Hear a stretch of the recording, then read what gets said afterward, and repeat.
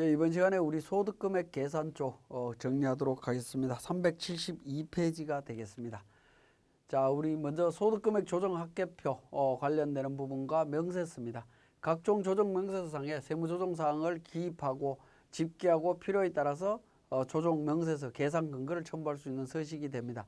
이러한 소득금액 조정 합계표는 각종 조정 명세서 작성과 동시에 진행이 돼야 된다라는 겁니다. 조정 명세서가 작성이 됐는데도 불구하고 관련되는 세무조정 사항이 소득금액 조정 합계표에 반영이 되지 않으면 세액 계산이 제대로 이루어지지 않습니다. 그래서 반영이 제대로 될 수 있도록 하셔야 되는데 그 기능이 우리 세무사랑 프로에 있는 부분으로 따지면 F3번 조정 등록이라고 하는 메뉴가 되겠습니다. 이 메뉴를 통해서 반드시 작성을 해 주셔야 되겠습니다. 그리고 조정 명세서와 상관없는 세무조정 사항이 있었죠. 재무제표를 통해서 세무조정해야 되는 사항들도 소득금액 조정 합계표에 반드시 반영하셔야 된다는 거 다시 한번 강조를 드립니다. 자, 유보소득 조정 명세서가 되겠습니다. 자본금과 적립금 조정 명세서 을표와 관련되는 부분이라고 보시면 되겠죠. 법인에서는 을표로 되어 있지만 소득세법에서는 유보소득 조정 명세서인데 자, 법인과 달리 소득처분 규정이 없습니다. 그렇지만 세법상의 자산과 부채의 가액을 관리하기 위해서 실무적으로 유보 처분을 하고 있고 실무적으로 하고 있는데 거기에 대한 관리 내용이라고 보시면 되겠습니다. 자, 그 다음에 조정계산서입니다. 조정계산서는 사업자의 사업장별 소득금액 계산과 관련되는 부분입니다. 자, 조정계산서는 사업장별로 만든다라고 이해를 하시면 되겠고 기부금 한도 초과액이나 2월 공제액 중에 필요경비 산입액 조정이 반영이 되어 있다라는 부분입니다. 그러니까 조정계산서에는 소득금액 조정합계표에는 기부금 한도 초과 또는 2월 금액과 관련되는 부분을 제외한 나머지 세무조정이 모두 반영이 되어 있는 상태고 기부금 한도 초과와 2월 공제에 관련되는 부분에 대한 부분은 그러니까 조정계산서에 반영하시면 됩니다. 이 조정계산서는 부동산 임대업 소득, 그 다음에 주택임대소득, 부동산 임대 외 소득으로 구분해서 작성을 해야 된다. 소득 구분 계산, 소득 구분이었죠. 우리 그러니까 회사 등록에 보시면 소득 구분이 있었습니다. 그죠? 세 가지 종류의 소득으로 구분해야 된다라고 했는데 그 구분된 소득 기준으로 조정계산서를 작성하시면 됩니다.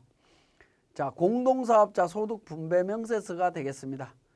자, 공동사업자의 소득금액 계산은 공동사업자를 1거주자로 보고 소득금액을 계산을 합니다. 이때 공동사업장별로 계산을 하라라는 겁니다.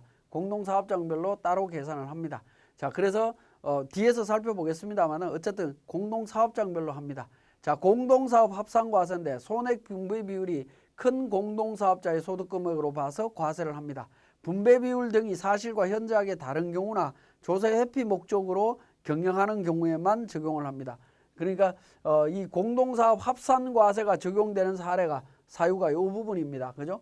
그래서 실무적으로는 사실은 이 합산과세를 실질적으로 이루어져서 하는 경우는 거의 없다라고 보시면 됩니다. 얘가 개별적으로 각자 알아서 하는 부분인데 손해 분배 비율이 현저히 다르다든가 또는 조세 회피 목적이 있다든가 이런 게 입증이 되면 합산과세로 진행이 된다라고 보시면 되겠습니다. 자, 공동사업자의 기장의무 판정 기준입니다. 이 부분은 앞에서 쭉 설명을 드렸던 부분인데요. 자, 기본적으로 단독사업장 A와 B가 있다라고 하면 이 부분은 합쳐서 판단한다라고 말씀을 드렸습니다. 그죠? 합쳐서 판단한다라고 말씀을 드렸고 단독사업장 A가 있고요. 그죠? 단독 A가 있고 공동사업장이 있다라고 하면 이 부분은 개별로 판단한다라는 겁니다. 단독사업장 수익금액 갖고 판단하고 공동사업장은 공동사업장 수익금액 갖고 판단하는 게 원칙입니다. 따로따로 관리한다라고 이해를 하시면 되겠습니다. 자, 그러면 사례 2번은 단독사업장이 있고 공동사업장이 2개가 있다라는 겁니다. 그죠? 공동이 2개가 있다. 이런 경우 어떻게 할 거냐? 공동사업장 2곳을 보니까 구성원이 동일하더라. 그런데 지분율은 다르다라는 겁니다. 지분율이 다르더라도 구성원이 같다면 각 공동사업장의 합계액을 갖고 일괄 판단합니다. 그죠? 요 경우는 구성원이 같다면 구성원이 동일한 경우입니다. 동일한 경우. 지분율은 상관없습니다.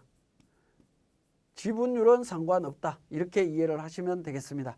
자, 사례 3번은 자, 공동사업장인데 구성원이 AB가 있고 ABC가 있다라는 거죠. 구성원이 다르면 어떻게 되느냐? 다르면 각각 판단합니다. 따로따로 판단한다라는 겁니다. 그래서 사업장 1번과 사업장 2번을 따로 수익금액을 분리해서 그냥 기장 의무라든가 모든 걸 다 판단하시면 됩니다. 사례 4번은 사업장이 단독 사업장에서 공동 사업장으로 이렇게 바뀌면 어떻게 되느냐? 단독 사업장 수익금액을 갖고 판단을 합니다. 그리고 공동 사업장 수익금액 갖고 판단한다. 자, 요거는 어떤 의미냐면 이런 의미입니다. 예를 들어서 7월 1일 기준으로 자, A라는 사람이 혼자 단독으로 사업하다가 7월 1일 이후에 A와 B가 공동 사업을 한다라고 하면 단독 사업장이었던 요때 거는 그러니까 개별적으로 또 이 이후의 거는 또 개별적으로 이렇게 보겠다라는 겁니다. 결국에 7월 1일 기준으로 단독에서 공동으로 바뀜으로 인해서 단독 사업장은 폐업했다라고 보고요. 공동 사업장은 새로 시작했다라고 볼 수 있는 개념으로 이해를 하시면 되겠습니다. 자, 그러면 공동 사업장을 단독 사업장으로 변경했을 때 어떻게 되느냐? 우리 관련되는 사례가 있습니다. 단독 사업장은 공동 사업장으로 변경한 날에 전날에 폐업한 것으로 보고 소득금액 계산한다. 폐업한 걸로 보고 처리를 하시면 됩니다. 그러면 공동사업으로 변경 후 해당 공동사업장에서 발생한 소득금액은 그 지분 또는 소득 분배 비율에 따라서 각 거주자별로 구분하면 된다라는 부분입니다. 자, 앞에서도 말씀드렸듯이 이런 부분이죠. 자, 예를 들어서 1월 1일부터 그러니까 5월 30일까지 단독이었습니다. 단독이었다가 중간에 10월 31일까지 공동으로 바뀌었다 라고 하면 5월 30일 날 폐업한 걸로 보고 단독 처리하고요. 그 다음에 공동사업 기간이었던 요 기간의 지분 비율대로 안분 계산을 하시면 됩니다. 근데 공동에서 또 단독으로 또 바뀌면 어떻게 되느냐? 변경한 날 전날까지 폐업한 걸로 본다. 이 이후에 또 단독으로 또 바뀌었다 라고 하면 앞에는 요 부분은 공동이고 요 부분은 또 별개로 보겠다라는 겁니다. 그러면 기장의무 판단이 굉장히 복잡해지는 거죠. 이 단독과 관련되는 기장의무 판단, 중간에 있는 공동과 관련되는 판단, 그 다음에 뒤에 있는 단독과 관련되는 판단, 별개로 보겠다라는 겁니다. A와 B와 C 별개로 전부 다 판단하겠다라는 겁니다. 그러니까 공동사업장이나 단독사업장이 1년 365일 공동이든 단독이든 이렇게 쭉 진행되면 편할 텐데 단독사업장에서 공동으로, 공동사업장에서 또 단독으로 이렇게 바뀌면 기장의무를 세 군데에서 판단을 다시 해야 된다. 그런 의미로 이해를 하시면 되겠고 소득금액도 다 거기에 따라서 분류를 해야 된다라는 의미로 이해를 하시면 되겠습니다. 자, 소득금액 계산 시에 유의할 사항입니다. 공동사업자의 기부금은 공동사업장의 기부금으로 필요경비 인정이 된다라는 겁니다. 필요경비 인정이 되고요. 자, 세액 감면 소득금액 계산은 손익 분배 비율에 따라 분배된 소득금액에 따라서 각 거주자별로 각각 판단하시면 됩니다. 각각 계산하시면 되고요. 기장세액 공제는 공동사업장의 구성원별로 계산을 합니다. 그리고 성실신고 확인 비용에 대한 세액 공제도 공동사업자의 구성원별로 계산을 하면 됩니다. 기장세액 공제나 성실신고 확인 비용도 구성원별로 각각 판단해서 처리를 하시면 되겠습니다. 자, 공동사업자 소득 분배 명세서를 이제 작성해서 제출하게 되는데 거기에 대한 효과를 한번 보도록 하겠습니다. 자, 공동사업장을 1거주자로 보아 공동사업장 소득금액을 계산한 후에 분배 명세서에서 지분별로 안분 계산을 합니다. 안분 계산을 하면 공동사업자의 각자의 종합소득세 과세표준 신고 납부하면 됩니다. 공동사업자 각자가 처리를 한다라는 겁니다. 신고를 하시면 돼요.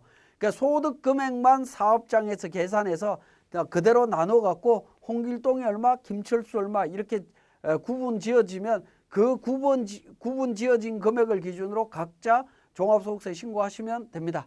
자, 대표 공동사업자는 공동사업장의 재무제표, 세무조정 계산서를 제출하시면 됩니다. 근데 비대표